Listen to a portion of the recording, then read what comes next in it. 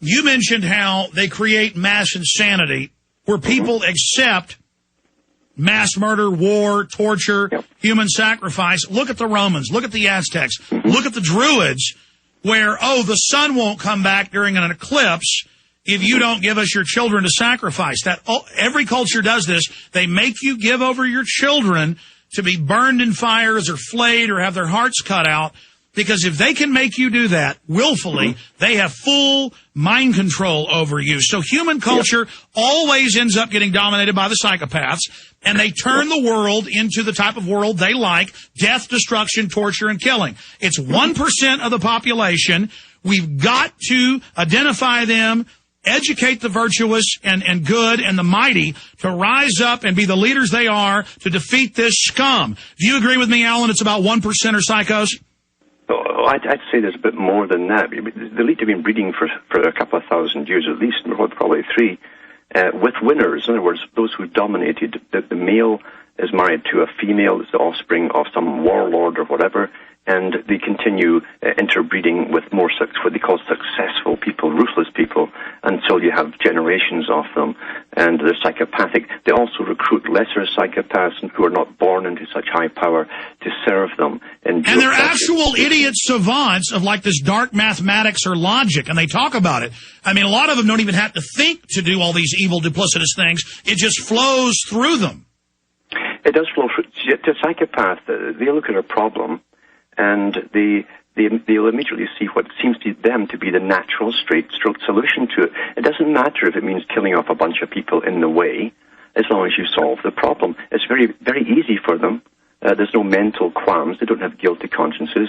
They're very good at problematic solving. And that's why the final test for special forces at Delta level is Machiavelli's The Prince. End justifies the means. And if you say, no, I don't believe in end justifies the means, say kill a whole village to blame it on your political enemy. If you say no, they go, you passed. We're going to put you in the bureaucracy somewhere else. You're the type of good guy we want. You're going to be in procurement now. But the ones that say they will kill people and who are innocent, they say, you understand the greater good. You're going to be promoted now. That's right. They call it the noble lie. Whatever you do must be through deception over the public. And it's called it's for the greater good, the noble lie, same thing. And this technique is widely understood at the top, and they do employ lots of psychopathic people to carry it out, who are well paid, by the way. And then you get the stringers. You see, the Pentagon back in the 40s joined with academia for training the public along certain directions of thought. And academia is completely politically correct. And that came out 3 months ago in the UN document that all the major universities went to UN meetings, hookers, meals, everything for the world government to get them all involved. They know the environment, carbon dioxide isn't bad. They know it's about bringing in a communist collective world state, and it's all there. And they did the psychological test of these people. They hate their fellow man. I mean, I see somebody doing well and happy, or someone with a beautiful wife. I am happy for them. It's like I'm seeing something good, like a sunset. I appreciate wholesomeness. To them, they see you healthy, happy, successful. They hate it. Oh, they hate it all right. And academia really is a form of totalitarianism. Believe you me, if you rock the boat within academia, you're out right away. If you don't go along with the agenda, you're demoted or you're out the door very, very quickly. They all know this. They smell the wind, and they're really in it for their personal gain, most of them. They don't care who they're brainwashing or what they're taught to brainwash the youngsters with. They will go along with it quite happily because they're psychopathic themselves, and they're very well paid as well. Self-interest rules them. Yeah. What percentage would you say are genetic psychopaths versus the psychopathoid biological android version through the conditioning in the media? What percentage are natural psychos versus quasi horde of hell servant wraith? I'd say probably at the ruling elite's level, you're probably looking only at about maybe 20,000 very important families in a descending order. But remember, in a psychopathic culture, and that's what we've had since the feudal age and before, psychopaths get to the top through viciousness and cruelty and slaughter and stealing. And but they always give you, in the system, they give you, to dominate you, they also give you a psychopathic culture, which we follow. We follow into dog eat dog, etc.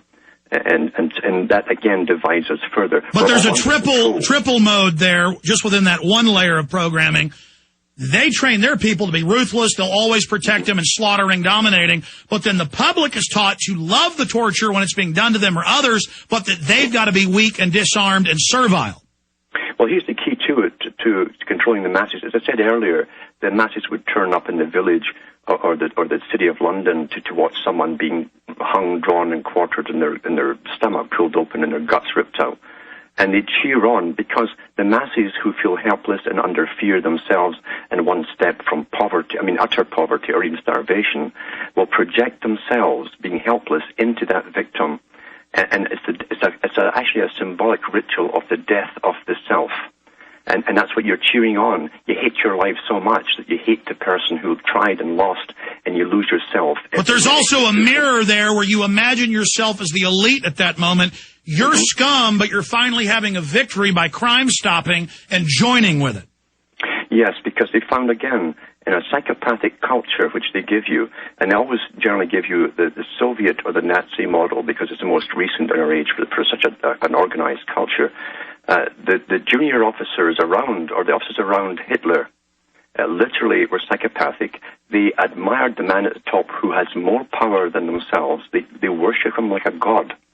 But those beneath them, they treat with a descending disdain to the lower officers because they got less power than themselves. So it's sadomasochistic behavior always is wrapped up with the psychopathic personality. Absolutely, and it makes them feel powerful to see innocent people torn to bits. Let's take calls. Alex in Illinois, thanks for holding her on the air. Yeah, hi, Alex. Thanks for taking my call. I love your work. Hi, Alan. You're doing great work out there, too, so I thank you both, and God bless both you and your families. Now, my question is for Alan, but after sitting on hold and listening to you guys talk on so many important issues in such a short time and such a seamless matter, I just wanted to bring up a quick point to, it's a young sentence, or it's a young sentence from a young, it's a quick sentence from a young artillery's captain letter home on the last day of World War I. And it goes as follows. It is a shame we can't go in to devastate Germany and cut off a few of the Dutch kids' hands and feet and scalp a few of their old men. But I guess it'll be better to make them work for France and Belgium for 50 years. Now, that was sent home on the last day of World War I by Harry Truman, nonetheless. So when he's asked, is it a tough decision for him to drop the bomb, I think we know the psychopaths we're dealing with. But now to my question. Alan, on the Internet, and I heard you talking about how they're going to shut it down, and Alex, talks about shutting it down. Do you think that this has anything to do with the next presidential election? Because I know that an Internet candidate has been predicted by, I think it was Jerry Corsi, for the next election. So I'm wondering if we're having such a huge impact on the Internet where they can't let it... Well, let's be clear. They're not going to just shut it off overnight. They're going to transmute it over into an unfree web. We have their cybersecurity program. Alan Watt. That's right.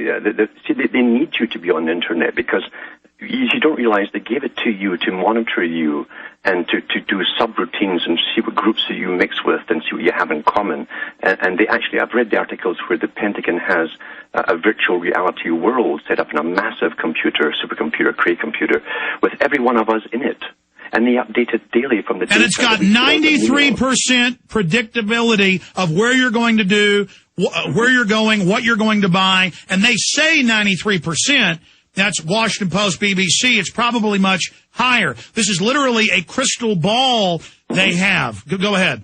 Yeah, in real time, too. It's in real time. It's instantly uploaded into their sites, whatever you're doing, who you're corresponding to, what you're buying, what you're talking about. So they have their pulse on the public. And Alan, that's why it's such a joke to go, oh, is the government spying on me without warrants? Of course they are. And then others will say, because they admit they're feeding everything in, and others say, well, why are we on the web then? We are going into the matrix. Picture it as people plugged into the matrix, but it's really a physical interface through the eyes, which is a computer plug-in, folks. Your eyes into the TV, into the computer, into the ears. You are plugged into a matrix, and we're literally like that ship coming in and jacking in and going in to get people. And that's literally what's happening. Of course the internet is evil and built by DARPA. Of course it's the worldwide wiretap to dehumanize. But people say, well, then why are you there? That's where the war is. We're blasting in every direction. We're waking a lot of people up. But the enemy actually sees Alan Watt and I, and I'll see if he agrees, as part of another war game program. They're playing against us and learning and getting better with their computers and their experts on how to understand and track people and see how we're going to move and what movements are going to happen to be 10 steps ahead of us to try to take that over. The key here is reaching through to people who aren't psychopaths in the system and asking them, do you realize the bigger picture? Do you see the larger matrix? Do you really want to be part of this? And I think in that lays the key, Alan Watt. Exactly. You see, Rockefeller himself talked about the window of opportunity to bringing this world agenda through.